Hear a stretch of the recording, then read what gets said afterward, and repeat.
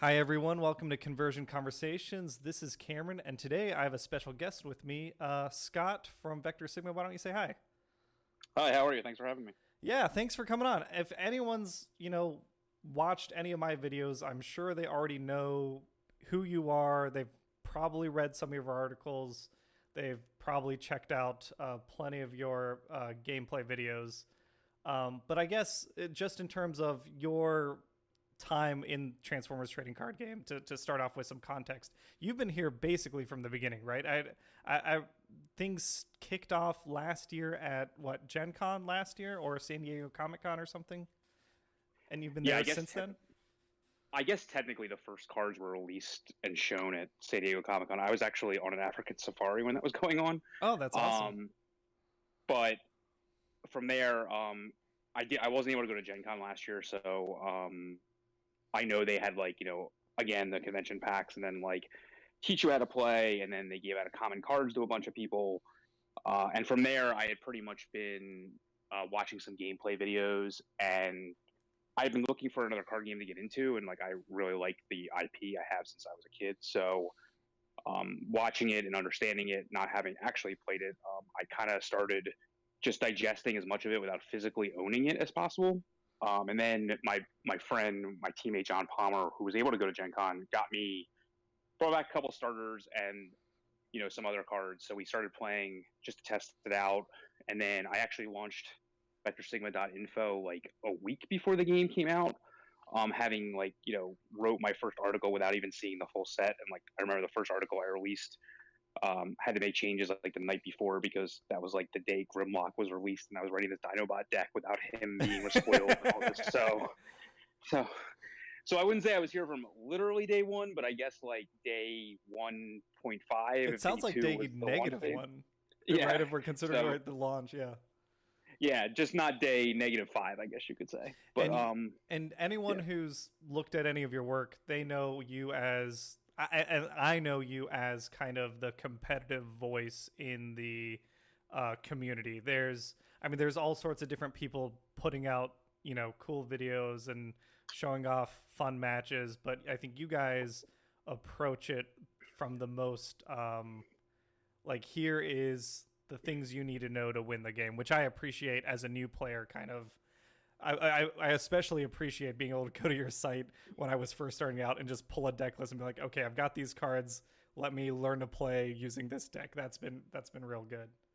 And Yeah, I think what people kind of misunderstand about that from maybe some of the negative connotation they may put on is a lot of those videos, especially when they're actual tournament videos, we're just actually trying to get as much out of it for ourselves and find our own mistakes as possible as well.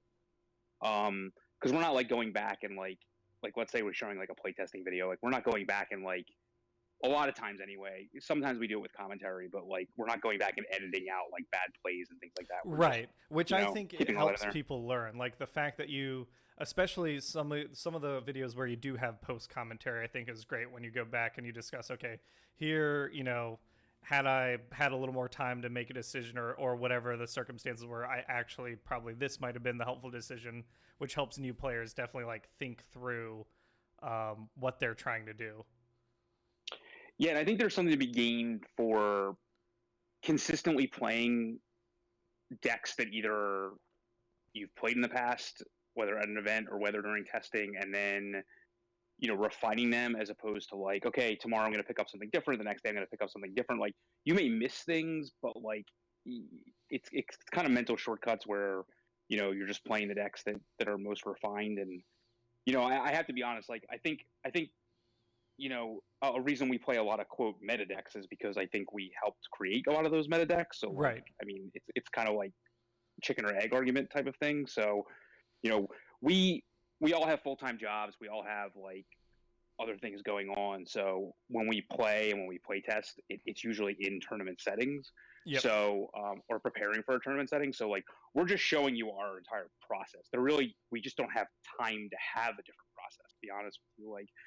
I guess the most casual we've been is probably when we filmed a bunch of stuff at day one when Wave 2 released, and completely raw stuff from there. But in general, we just don't have a lot of time to put into to those kind of things. So Right. yeah. And then in terms of, because you mentioned that you were looking for a new trading card game, I guess for anyone who's seen the channel before, the team in general, I think this was no one's first trading card game at Vector Sigma, right? Everyone's played some stuff previously before. Correct, at different varying levels, yeah. Dan and I played. Dan Arnold and I were on a World of Warcraft trading card game team together for years.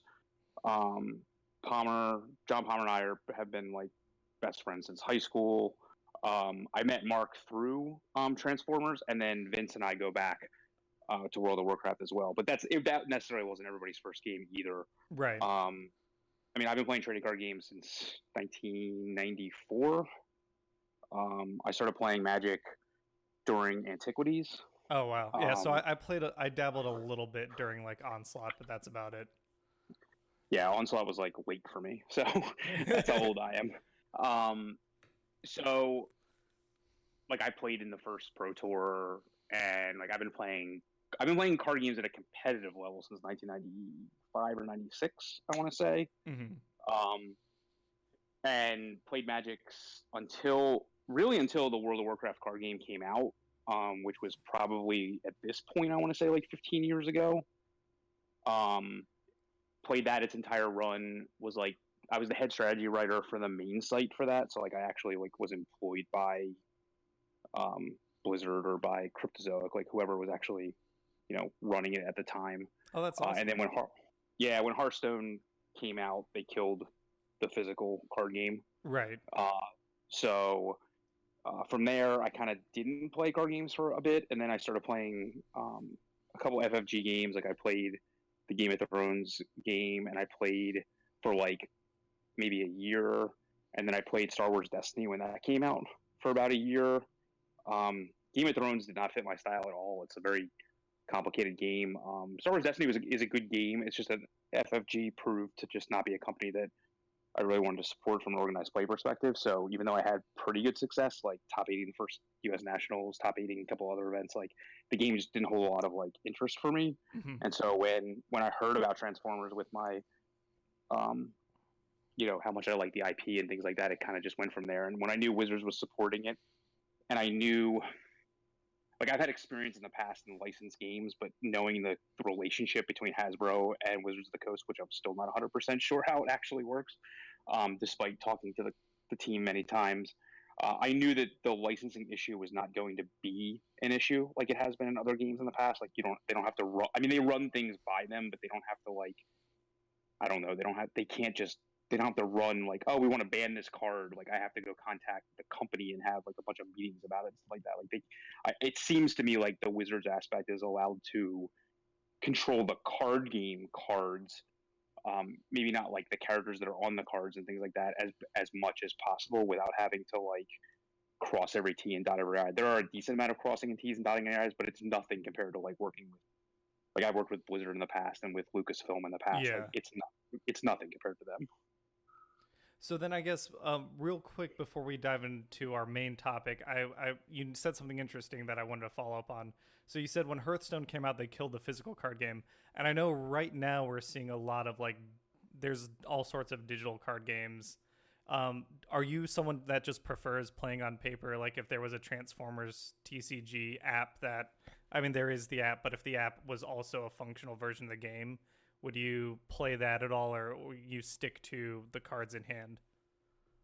I mean, at this point, I would probably play the game, but like I've dabbled in online card games. I won't play Hearthstone because it killed WoW, but like I've played. Have you ever heard of like Shadowverse?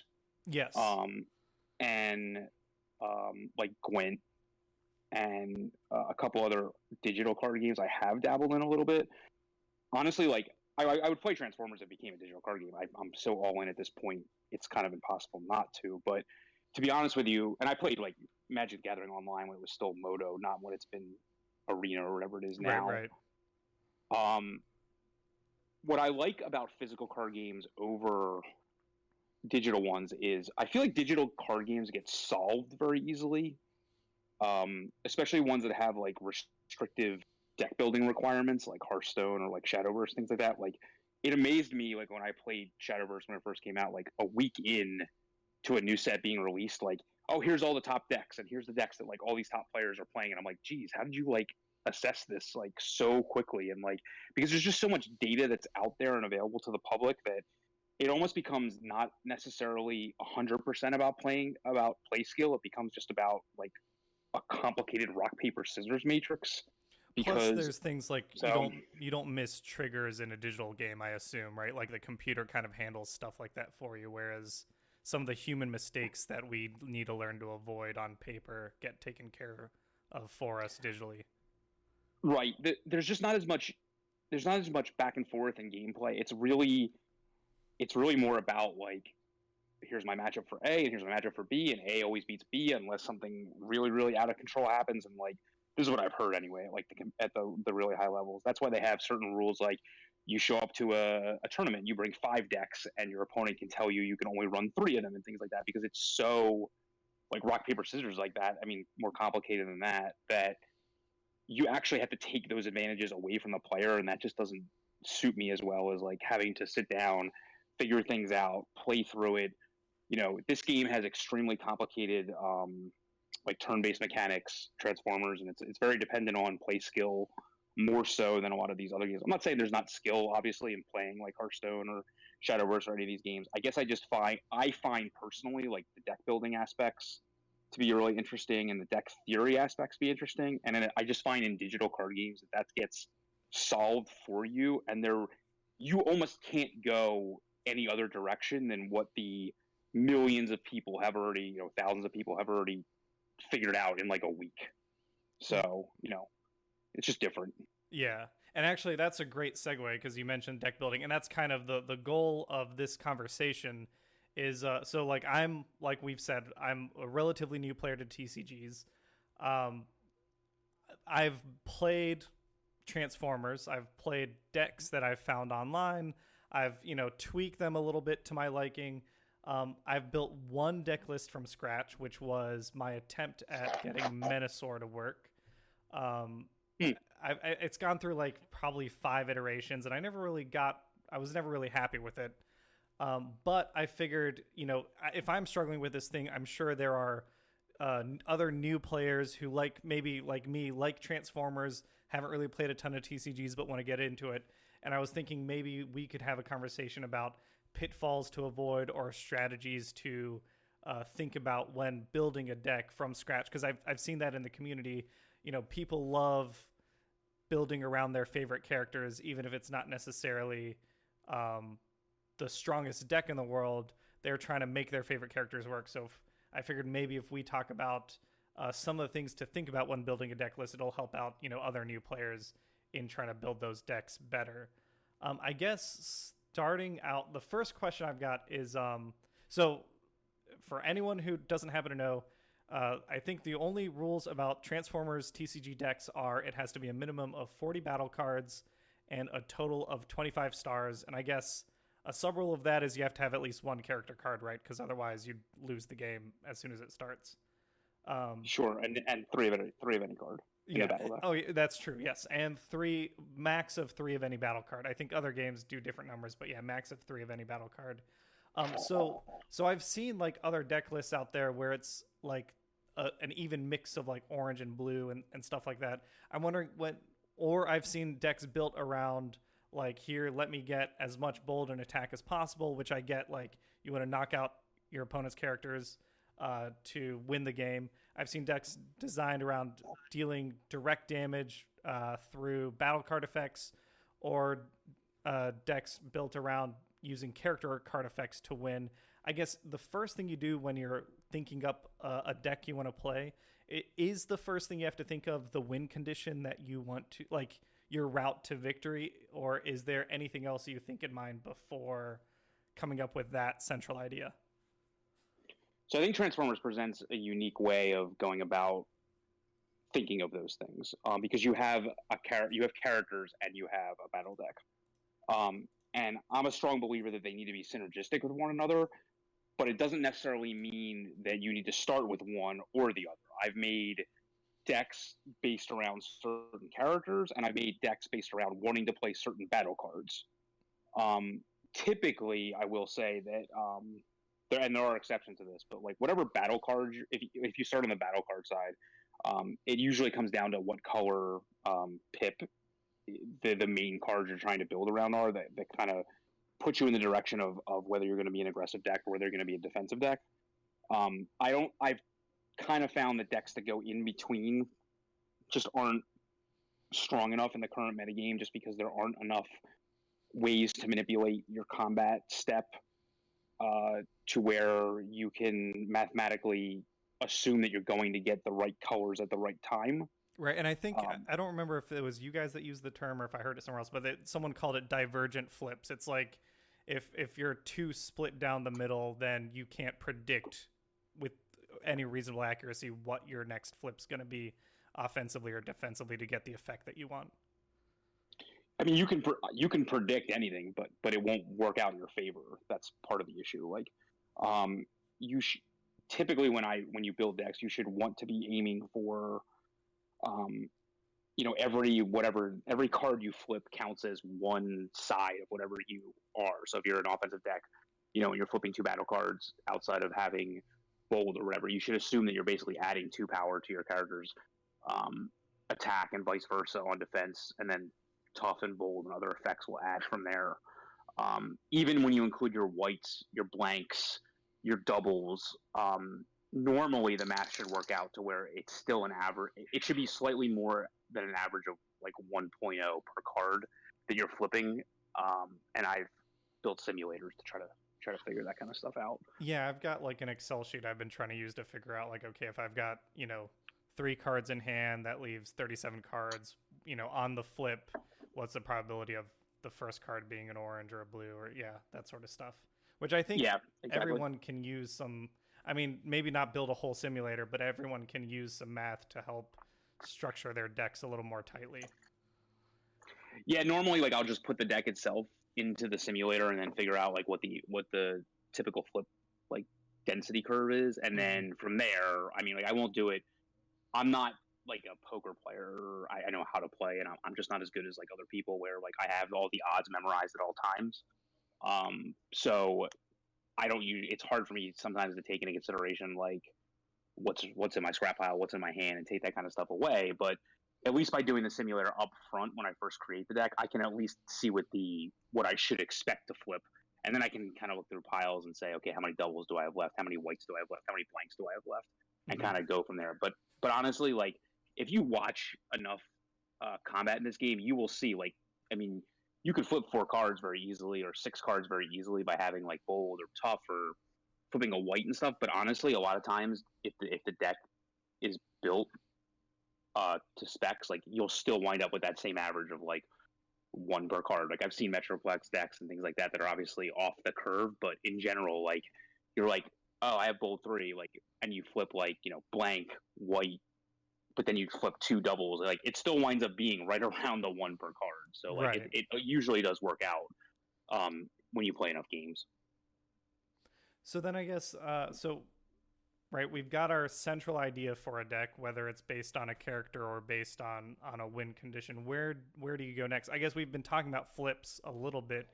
Do you map out kind of here's my limits on how much orange I can put in to, let's say, a mostly defensive deck, or how much blue I'm willing to put into a mostly offensive deck? Or do you go somewhere else next and start looking at like battle card effects or things like that? So I try to build to character strengths if I'm trying to build from the character side. So for example, if a character has typically like 3 or more defense, they're probably going to wind up in a defensive deck because it's just to their advantage to be in a defensive deck more blues.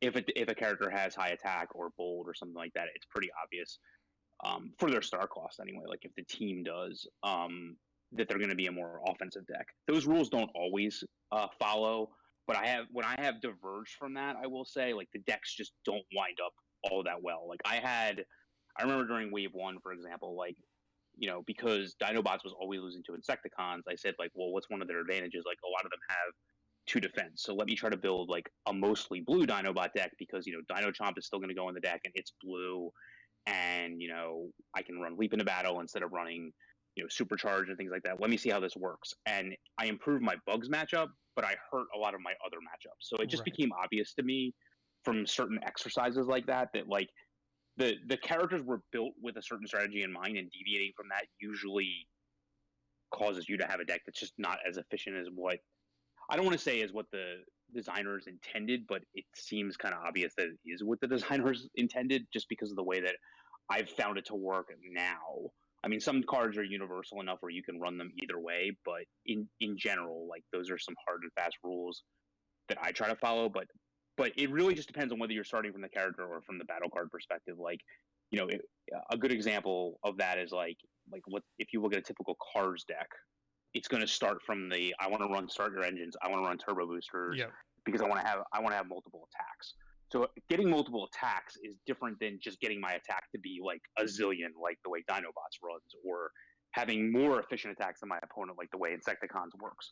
So it's a little bit different in the sense that like I'm basically going to have more attacks than you by untapping my characters, because that's what my battle cards that interact with me do. So normally, like for cars, for example, it's not just that the cars themselves were powerful. Like I'm a big fan of Wheeljack. I'm a big fan of like the different Bumblebees and things like that.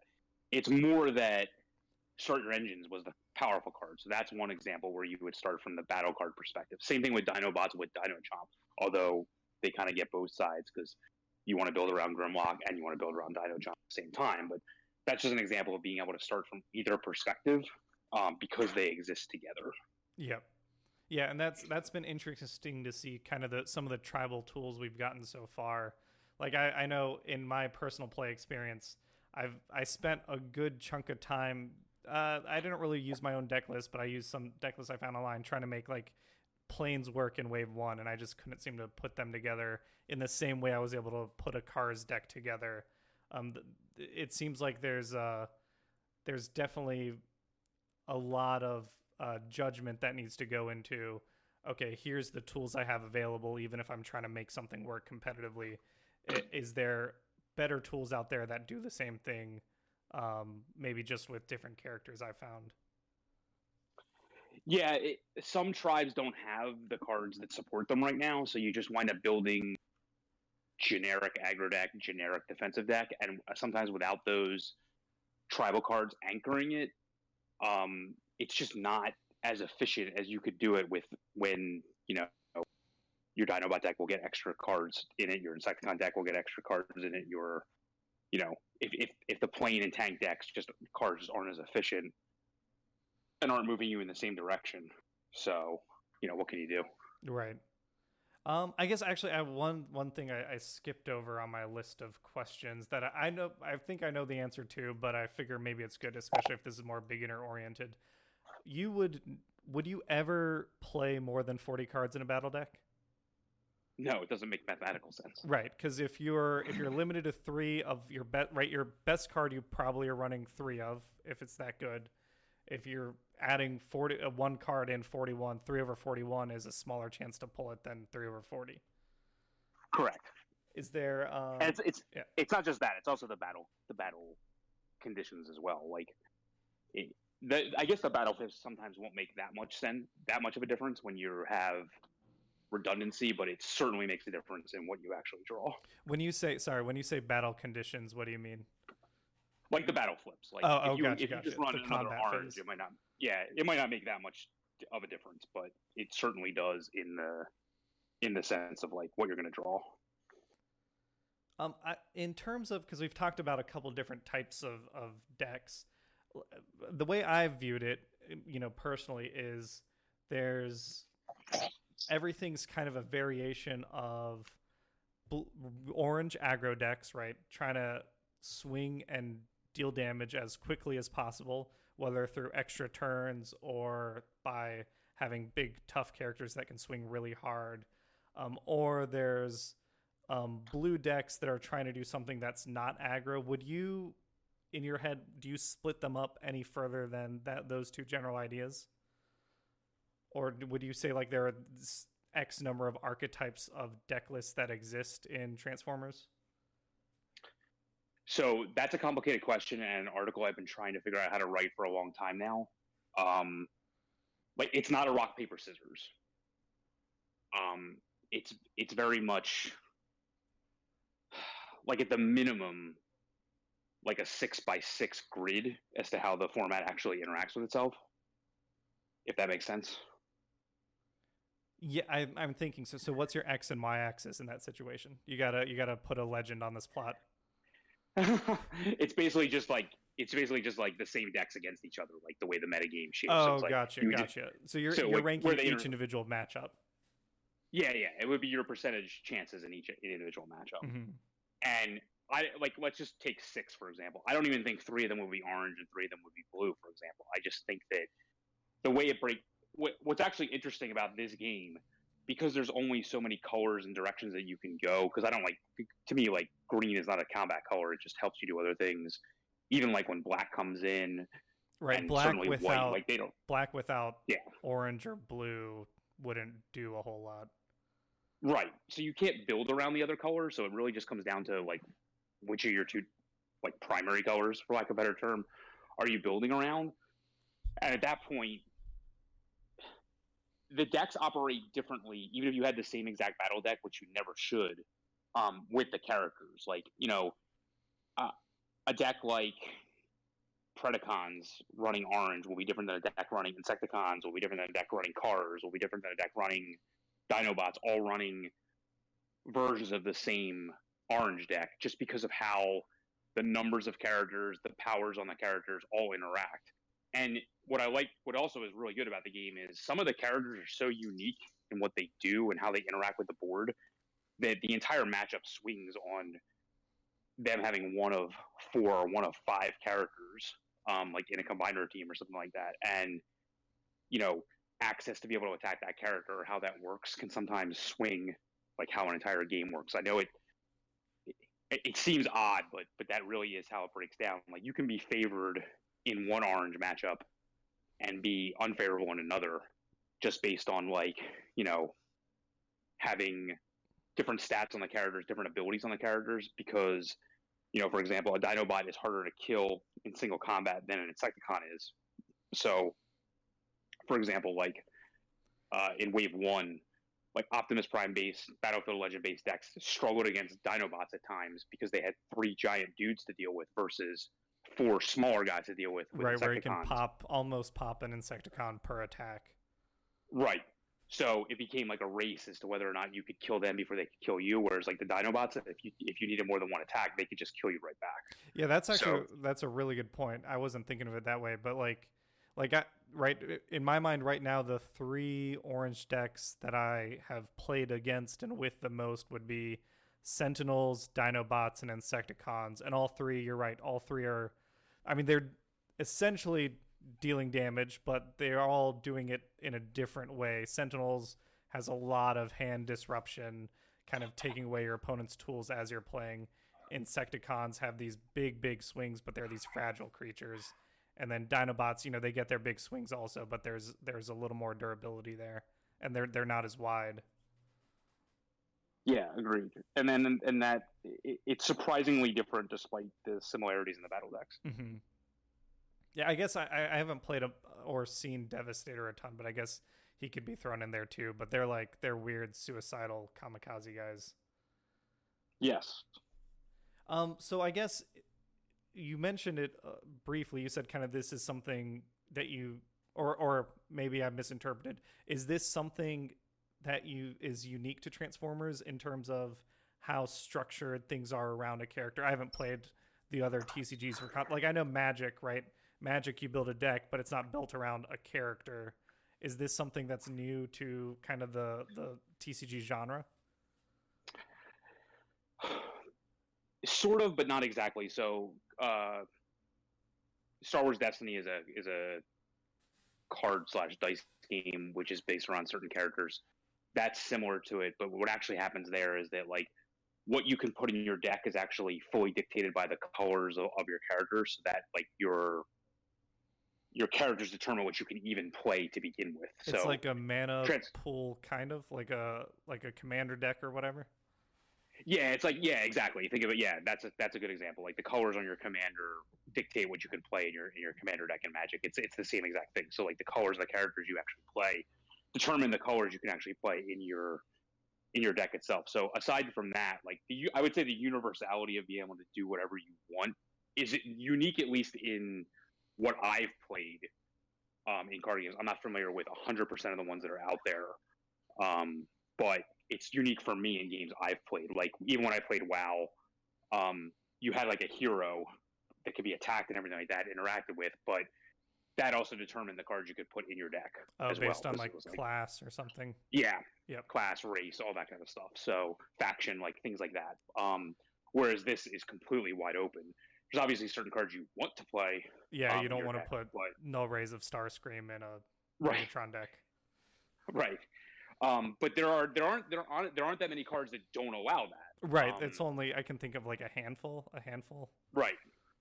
Like Ion Blaster Prime can't be put on somebody else. Like but like you could play Swarm in a non-Insecticon deck and won't do a whole heck of a lot, but like you could, like so you could play Ion Blaster too. It just won't do much. But, and I actually originally when I started playing, I got that rule wrong back when swap parts was legal before they gave out the first like FAQ. I thought the whole point of swap parts was to be able to put Ion Blaster of Optimus on him and then give it to another character that way. I didn't realize that wasn't what you were supposed to do. No, what you're supposed to do is break the rules of the game and take 45 minutes to sit around doing nothing. So that's what it wound up being in the end. But yeah.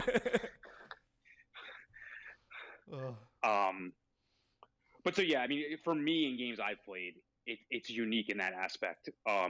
Where like the deck building is more just like, I mean, without the deck building doesn't force you to have a resource based system. So there's no like lands, there's no like resource points, there's no anything like that. So you're not restricted by that. This is the first game I've played personally. I know other people have played others that have this like limitation as to how many what I call actions. I know the cards are called actions as well, but I always call them action phases that you can actually take in a turn. Yeah, that's the resource versus another card that you have to access. Right. So like I've never played a game like that. Like I've always played games that are, trying to get a resource advantage on your opponent or a make the most efficient use out of your resources. But it's different here, which has caused, which I would say one thing if you're new to coming in the game is that makes a huge difference on how you build decks. Because to me personally, like I think I'm on record saying like I think things like card advantage are overrated in this game compared to playing the exact card you want to play every single turn, because you only have so much time in a game because your characters are going to get knocked out. You're going to lose turns as the game goes on. So like you want to make sure that for the at various points in the game you're playing the most efficient things you possibly can. And yes, drawing a bunch of cards will allow you to make a better informed decision, but playing the best card at all times will simply allow you to do that more efficiently. So, I think people that come from other games that are more resource system based see things like card draw and are immediately thinking, oh, those must be the best cards in the game, and they help. But and they're at this point, in my opinion, they're necessary evils because there's just not a lot of things that are better. But it doesn't necessarily mean that it's the best way to go. It is in certain decks, but in others, it's just a necessary evil right now. Yeah, I think that's one of the pitfalls I fell into with my Menasor deck list that I was trying to put together. Was I was so focused on like, okay, I'm going to get 2 extra actions. I combine, I'll get 2 extra actions. Let me try and take as much advantage of getting the stuff I need to use those 2 extra actions. I wasn't thinking about like, okay, but for the first, 4 or 5 turns before I actually get Menasor out there, I'm limited to, 1 action, 1 upgrade. How do I utilize those as best as possible? What honestly, like for me, like I actually find that the cards that give you extra actions during that phase are also can be overrated as well. I mean, there are certain ones that I really like Field Communicator, but I'm on record saying like I'm not a huge fan of Brainstorm, for example, because it just puts too much pressure on your hand. There aren't a lot of situations where like the game isn't built to do all these things in one turn. It's like are you like, does it really matter if you're like playing 3 like repeated battles in the same turn? Like, you really need to do that? Like, probably not. Like, it just doesn't do a whole lot. Like, you'll knock out one character and then you won't have any more cards left in your hand. Like, it's just not something you typically quote need to do. The game wasn't built on that axiom. So like, you know, I think you can wind up being inefficient by playing a lot of those cards as well. And that's actually a really good point.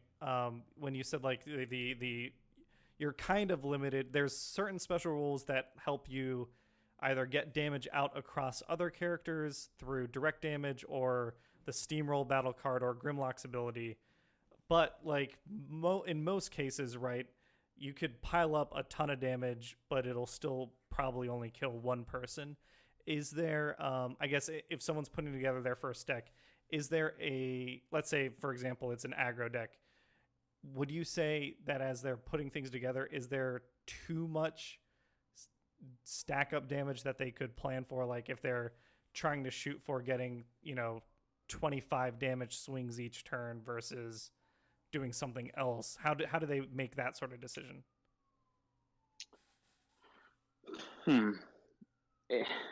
I guess it depends on what you have to figure out, like what your matchups are, and what you build your deck to, I guess, take advantage of as best as possible. You should typically assume for an aggressive deck, for example, like any character that swings, you want to be playing as best as possible a weapon that's going to give them +3 for that turn, Mm-hmm. and an action that's going to be giving them anywhere from +3 to +4. Like that's your goal. So you want to be adding 6 power plus your combat flips. And like if you play like a bold weapon, that would count as the same thing. Like I'm not going to add extra flips to that. So like you typically want to be going as best as possible, like +8 on a turn that you can actually play both take advantage of with action phases. So past turn 2 of the game, you want to be able to be getting any character at +8 attack over whatever they have on their base card, and then obviously like bold would add to that, or abilities like kickback would have to be factored in separately. But typically, you want to be looking at +8, and on the defensive side, it's harder because you actually have to play. As it stands now, secret actions will change this probably, but you actually have to play upgrades on the characters to typically make their defense better than what they start at. But typically, you want to be gaining like anywhere from 2 to 3 defense on top of whatever your base defense is. So I don't really look at it in terms of how much are you doing in one attack. What's most important is how many turns and how many attacks does it take you to actually knock out your opponent. Like everything is in base of how many turns it takes you and how many actions it takes you to take care of your opponent, because you always have to attack every single turn. Mm-hmm. So to me, it's how many of your overall, and I mean overall turns, like playing your action, playing your upgrade, and attacking, does it take for you to knock out certain guys?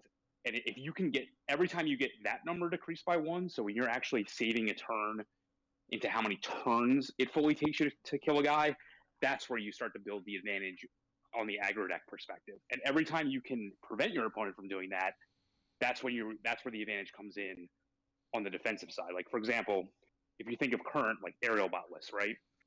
So Fireflight is 1 attack, 7 hit points, 2 defense with Brave.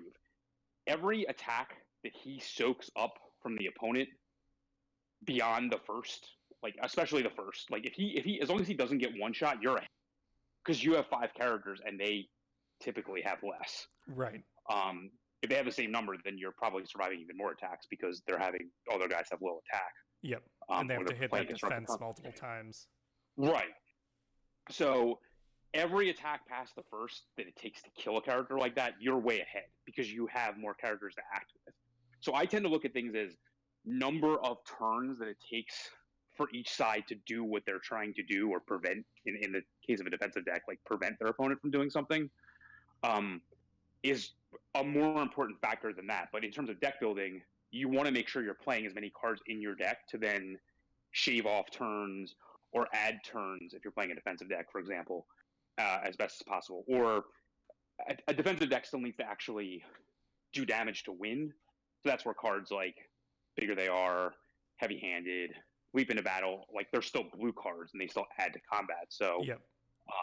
And like, a lot of the blue weapons, while there's less of them that are efficient, they're still, Energon Axe to me is still the best weapon in the game. It's blue, not orange. So you still have to find ways of doing damage, but it's not as cut and dry as it is an orange deck, which basically just needs to be able to attack as efficiently as possible at all times, which actually puts a tremendous amount of pressure on your hand to have exactly what you need at all times with every single guy that you attack with, because anytime it takes you more than one attack to do something, you're at a disadvantage. Right. So that's where that comes into play. And you've mentioned this concept, hand advantage or hand pressure. Like I've taken that just to mean how many cards you burn up to do a particular thing, because the less cards you have generally, right, the less options you're going to have on the next turn. Is there any more nuance to that?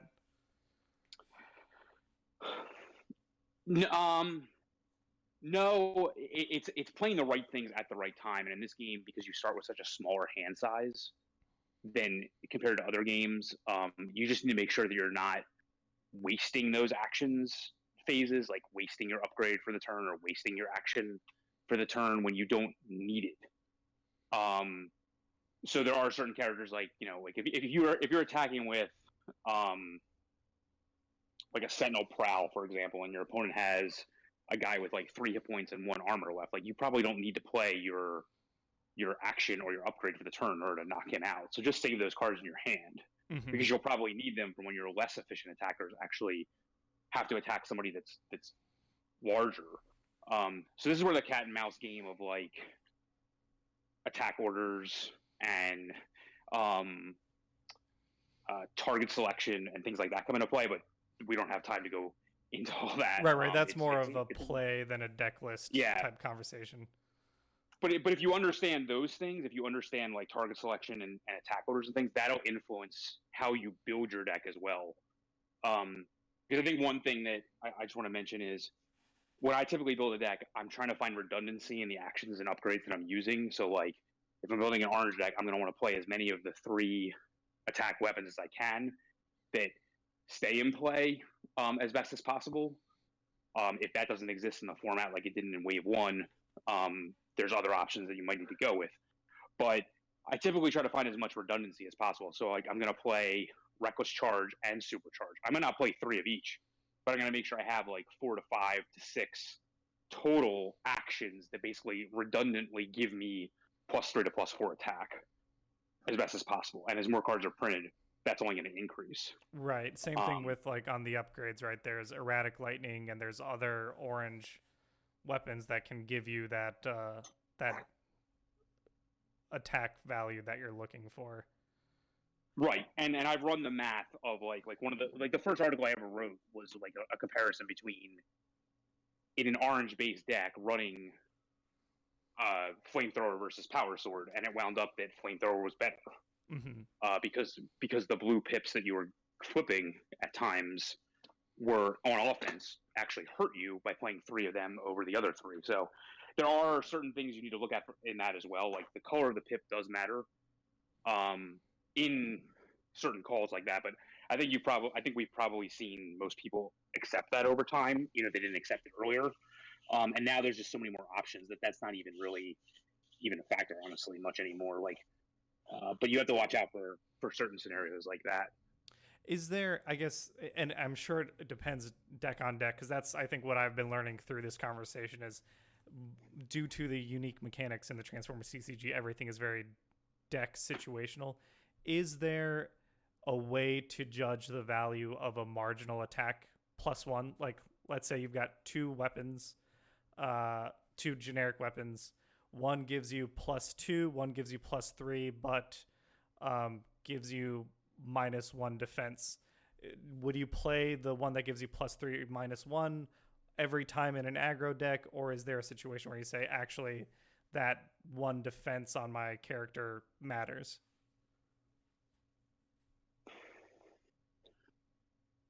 It's complicated.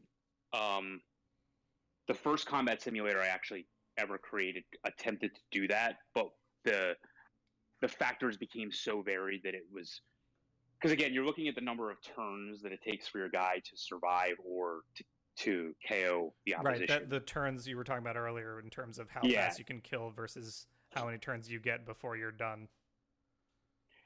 Yeah. In an aggro deck, I don't think it matters much because typically your combat flips don't really help you on defense unless you run a lot of dual pip cards and things like that. So in that situation, I don't think it's as big of a deal. And vice versa on the defensive side. Like some of the in between decks, it can matter. Like I don't for example, I feel like one of Dinobot's strengths in when you're playing an aggro on aggro, assuming the Dinobot deck is an aggressive deck, is their 2 defense. So giving them an erratic lightning, if it's not Grimlock, can hurt them because you're taking away one of their strengths. I don't think it matters once you start getting like lower in the defense, like having 1 defense versus 0, like really doesn't matter. But it can matter to me in aggro and aggro, like when you hit that 2 number, because typically, like if you think of Grimlock, for example, with 12 health and 2 defense, it's very difficult to one-shot him, even for other aggressive decks. So if he has 1 defense, yes, that's only like 1 complete like effective hit points, it's called. Like it's a term from like online computer games and stuff. But his effective health would only go down by 1, but like the number of attacks it might take to kill him may go from 3 to 2, and that's where it would be a negative. But that doesn't typically happen all that often. It's very corner case where that would make a difference versus the massive nature of a +3 attack, if that makes sense. I know it's not an answer because it's hard. It's hard to sit down and actually figure it out. It typically comes into play with guys that have like 10 hit points and 2 defense. Like it's not usually the guys that are on the extremes. It's like starter Optimus Prime. It's who else? Like it's like Ironhide and Sentinels. Like these are characters that you want them. Like one of their strengths is having the 2 defense, right? Not necessarily just having more attack. So like you said, if someone's swinging 6 at you or 5 at you each turn, the 2 defense helps you buy basically another turn of life. What I get in terms of, I'm trying to think. So I think you've helped out a lot in terms of trying to structure my next deck list idea, especially going into wave 3 and what I'm thinking of in terms of what I want to build. Is there, I guess, any core concepts of the basic deck building ideas that I might have not touched on here? I guess one big thing for me, and I think the rest of the community has grown to accept this over time, is like, I don't care what the pip color is on a card if it fits into the deck archetype. Like, I don't care if it's blank. I don't care if it's orange in a blue deck. To a certain extent, like, I have no hard and fast rule as to how many quote off color or blank cards I'm going to run, but I look at the power level of the battle card itself more than I look at the color on the card, unless there's a direct comparison. Like I try to avoid, for example, like there are exceptions to this, but like running Energon Axe in an aggressive deck, if possible. But I'm not gonna not run Start Your Engines in a card deck that's aggressive because it's blue. Right. I'm not gonna not run Dino Chomp in my Dinobots decks because it's blue. But if there is a direct comparison, like, and this is what, as we start to get more and more cards, this will obviously happen more often. Like, Erratic Lightning allowed me to not have to play Energon Axe in orange decks. It also allowed me not to play Flamethrower in orange decks as well if you don't want to. So there are some direct upgrades because as we get more cards that you're going to find. But I guess the big thing for me is like I certainly don't shy away from cards like One Shall Stand, One Shall Fall, or Plasma Burst, or cards that are blank but have such varied use. Obviously I still function like I think the most powerful battle cards in the game are blank outside of upgrades. So like I don't shy away from the color on the card. And I think what you'll find in other deck lists is that they might be running like literally like 36 to 37 on color cards, and my typical decks are like 29, 30, because the value of the blanks or the off color cards in my hand when I actually play them have a greater value to me when playing than the combat flips, because a certain percentage of the time, and I won't get into all the math, like you're going to draw that card and it's going to have a greater advantage than like when the number of times that you flip it. So you're not really playing a card game if we're just playing war. Like you got to play good cards. So Right. No, that's a really good point. I know. I think in my mind, I've got kind of a rough balance of where I'd like to be on any deck, but that's a good point. That it might be okay to be. It is okay to be a little more flexible on that if the value of that card is strong enough. unless you can find a direct comparison, like across cards, like If we get an orange our, leap in a battle equivalent at some point or something. which we have now, like like I don't like like reckless charge is a huge example. Like I put reckless charge in every single one of my orange decks, for example. I see other people not doing that because I guess they care about the 3 damage that their guy takes, which means virtually nothing to me. It doesn't change that whole turn combat math thing for me. But in wave 1, there was no orange leap in a battle outside of supercharge. Yep. Which should act like that if your deck is built correctly. Yep. Whereas now, to me, orange has more of the advantage on the combat side with having reckless charge, supercharge. Those are pretty much the staples. So even though, and I guess press the advantage if you're an Autobot deck, or have Autobots in your deck, I should say. But on the flip side, like it wasn't that way in wave 1, and I think some people may just be like stuck in that mentality if they're still going that route. But if you can find a slightly less powerful on color card, you should usually go with it. But it doesn't mean that like there aren't necessarily always going to be the equivalents on both sides. Like you're not going to find, like I'm not going to run Testify in my orange decks because they don't have a pep talk, for example, or I'm not going to run, but you may find it in other colors. Like, if you want to run Disruptive Entrance in your orange decks, you can just run Espionage now. Like there are more options that are coming out, and things like that. And green changes a lot of this as well.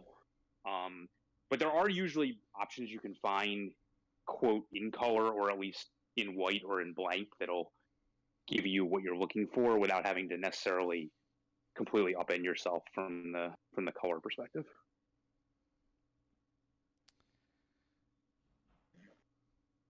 I'm trying to think if I've got anything else for you. Oh, actually, yeah. One last thing, especially because it's been something I've been thinking about, basically since Wave 2 when we got Noble's Blaster and Scoundrel's Blaster. I do you feel in the current kind of metagame state, and then looking into Wave 3, is there still, especially with combiner teams, is there still a place for the mixed faction decks? I know I've taken a shot at a couple of them myself, just playing around, but I from what I've seen, in the larger community, not so much locally, but in the larger community, it seems like some of the strong cards we've gotten that are faction specific have really encouraged. Like, for example, you mentioned combat commands. Like that, I think heavily encourages if you've got 2 Autobots and you're looking for a third card, try and make it an Autobot? Or would you say there's Flame War can go in for 5 stars even if it costs you your combat command, sort of thing? You mean press the advantage? Or sorry, press the advantage. Yeah, combat commands is the one for Sentinels, right? Sentinel. Yeah. Yep. So that's again, I'm a little more aggressive with my deck building than other people.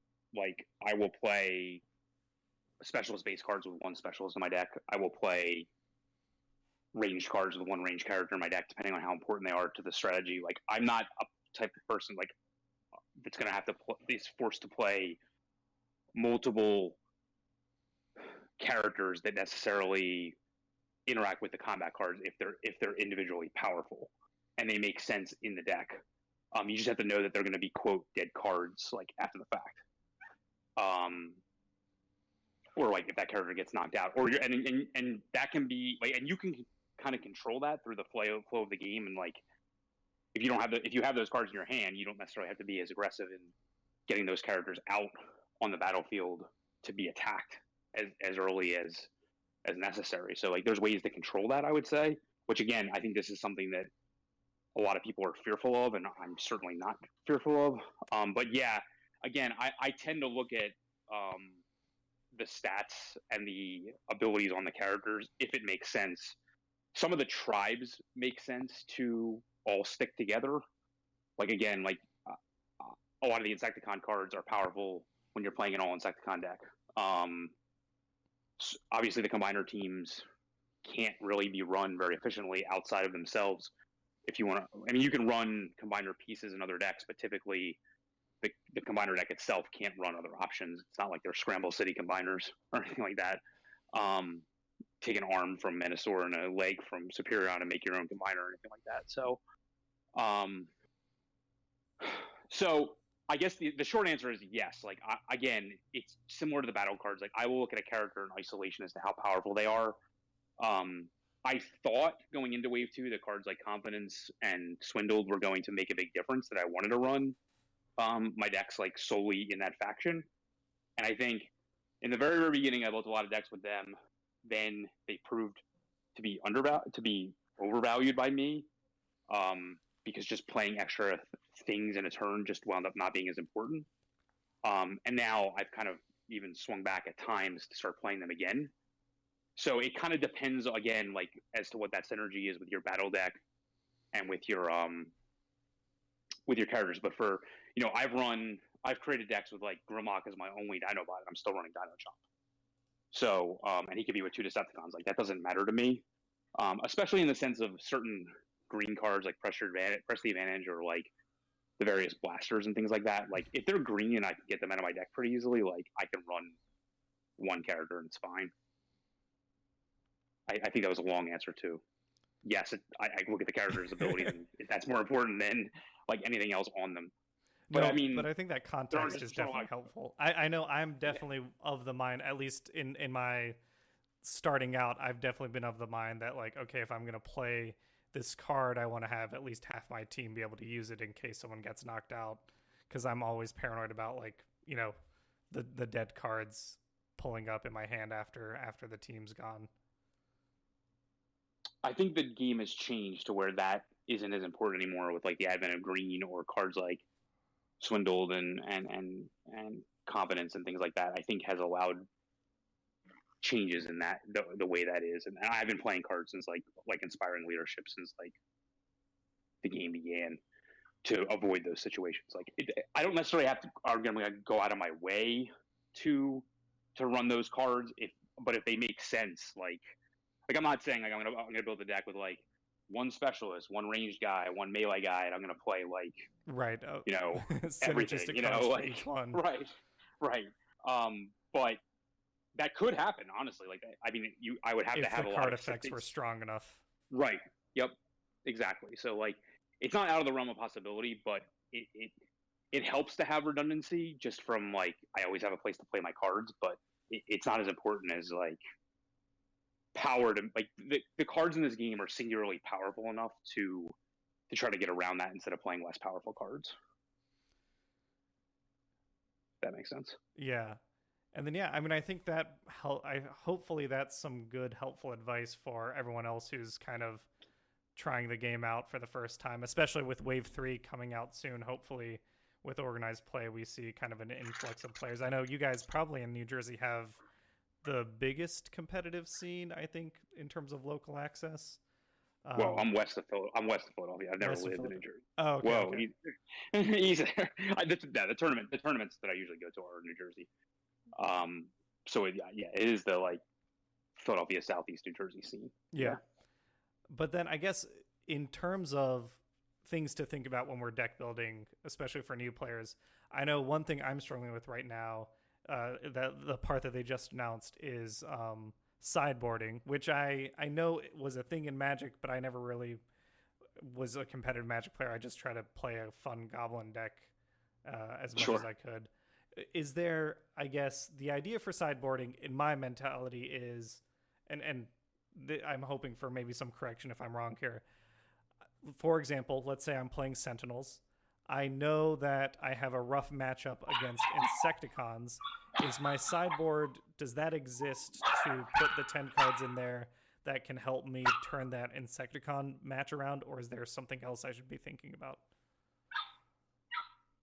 If you know your matchups well enough, I would say that's a good place to start. I don't really know yet because like the format hasn't even started yet, so I don't feel comfortable even fully discussing it yet because I don't really know that those options exist most times yet. Because I'm not really sure that I'm not sure how much of Wave 1 and Wave 2 was built with that in mind. Whereas that's like true. Maybe more of a Wave 3 thing. Yeah, they're on record as saying that Wave 3 was with these tournament rules in mind. So I think we may typically see more of it going forward as opposed to like the way it looks now. And I like honestly like the rule just came out last week, so I'm not at a point yet where I feel like I even know enough to be able to discuss it, to be honest with you. Yeah, that is a good point. I guess any parting wisdom for anyone who might be listening? No, I mean, I guess hopefully this shows that like people that don't know me, like I'm pretty open to discussing these type of things with people that have questions about them. Just I get a lot of questions about them, so you can hit me up on Facebook if you have questions about it. Check out the website. There's a lot of articles. There's a lot of weekly podcasts. Yeah, I mean, and you guys are pretty there's vectorsigma.info. There's YouTube / Vector Sigma. Vector Sigma info, all one word, yeah. Oh yeah, YouTube / Vector Sigma info. If anyone hasn't seen, you guys have a Patreon up recently, and part of that is a Discord where people can have direct access to you guys. So that's definitely worth checking out. And then yeah, Facebook. You guys seem to be. I forget where we first started talking. It might have actually been Twitter. Yeah, I think so actually. Yeah. But yeah, so you guys are accessible everywhere. Thanks for coming on. Thanks for talking me through some of these ideas as I'm trying to figure out, especially as I'm going into Origins, trying to figure out what I want to do. I think this has been very, very helpful. Yeah, it'll be great to see physically, and I can hopefully show some of these things, in person in case some of the things are a little complicated, and we can walk through it with actual examples, like with physical cards. So. Yeah. Great. Yeah. Well, thanks, man. Anytime. All right. Have a great day, everyone. Have a good one. Have a great day, everyone. Have a good one. Have a great day, everyone. Have a good one. Have a great day, everyone. Have a good one. Have a great day, everyone. Have a good one. Have a great day, everyone. Have a good one. Have a great day, everyone. Have a good one.